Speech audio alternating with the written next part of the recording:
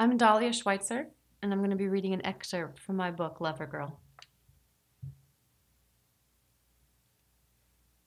July 17th. Finally, my first real video shoot. I performed all the obligatory porn shoot preparations. Groomed bikini area, plucked eyebrows, cleaned vibrators, packed a duffel bag full of clothes, a few short tight dresses, my zip-up leather dress, my vinyl miniskirt, my vinyl bustier, my lace bustier, some garter belts, some bras, some G-strings, my strappy heels, my thigh-high black vinyl boots, two vibrators, large pink and small white, some condoms, tube of lubricant, makeup, cotton balls, my short black bob wig, my pink silk robe, and two slips. I was prepared for anything.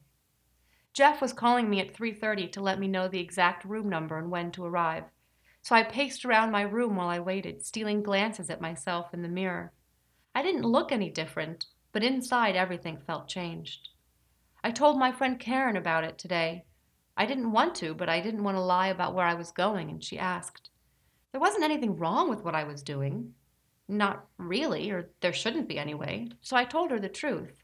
It felt so good to talk to someone about it that seemed, behind all the curiosity, to care about how I felt, but I still didn't think I'd tell anyone else. Everyone else would have to wait until after a safe barrier of time and space lay between me and this sordid other world, when I was no longer a part of it, but a survivor. July 17th evening. I took the subway with my huge black duffel bag. For such a fancy-seeming hotel, the Delmonico had a pretty small foyer. I went straight to the elevator without looking at anyone. No one asked where I was going, and I pretended I knew what I was doing as I made my way up to the 10th floor, room 10D, the Willard C. Scott suite. I rang the bell. Jeff answered, already well into his role of over-anxious parent, eager to introduce me in rapid succession to several other pasty-faced white men. There was Bill, who'd be shooting the video. The video camera ran during the whole shoot, providing documentation for legal reasons, a source for more stills, and actual porn video footage. Nathan, the photographer, blonde, kind of cute, with really pale blue eyes. Ken, who'd be doing the web programming and acting as General Gopher. Dark-haired, pleasant, and innocuous. Peter, the photographer's assistant, who wasn't at all pasty-faced, with his dark skin and dreads. Sarah, the makeup artist, quite beautiful, with long dark brown hair.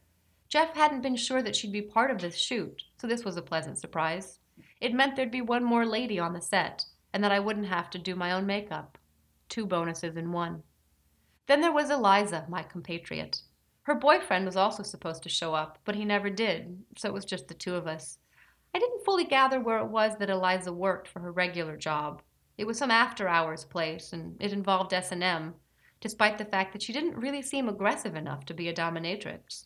She was tall, around 6 feet, skinny, with brown shoulder-length hair, brown eyes, cute in a bland kind of way. I was excited to see how her pictures would turn out. Whatever her background might have been, she didn't appear overly professional. I couldn't tell if she had any more of an idea what was going on than I did. After we'd all been introduced, Eliza got whisked off to have her hair and makeup done while I showed Jeff, who was just as nervous as always, what costumes I'd brought. He was especially flustered as he explained that Eliza and I were going to be the only girls, so they definitely want me for more than the 2 or 3 hours. I agreed to stay until 10, and he offered me water and food in a Jewish grandmother kind of style. I sat on the couch and tried to ignore him. Eventually, after I'd put my feet up and closed my eyes, he got the hint and went off to hover somewhere else.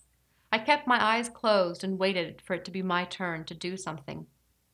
Nothing I did would make them leave me alone, until finally it was my turn for hair and makeup.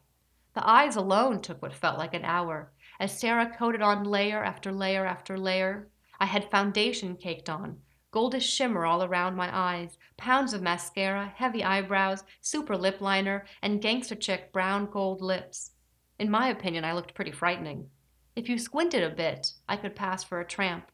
If you didn't squint, I looked like a Tammy Faye makeup disaster. Nathan, however, was pleased, and that was all that mattered. My first outfit was pretty simple: black push-up bra, black G-string, bondage belt, and strappy heels. The shoot itself was easy. I lounged around on the bed in various stages of undress, looking sexy as hell. The last shots were of an entirely naked me. I was sophisticated, classy, and oh so stereotypical. I was glad I'd been sensible enough to bring my own vibrator. Even if they were cleaned, I knew where mine had been. I rolled around looking cute and seductive as Nathan photographed and Peter adjusted the lights.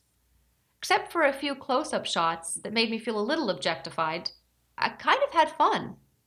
No, that's not true. I definitely had fun. As long as I wasn't thinking about the men watching me, I reveled in the intense affirmation. Like a cat being petted, I moved about and Nathan told me I looked hot and great and beautiful. I felt a little like purring. He told me I was a natural. I felt super sexy. I'd never felt like that before.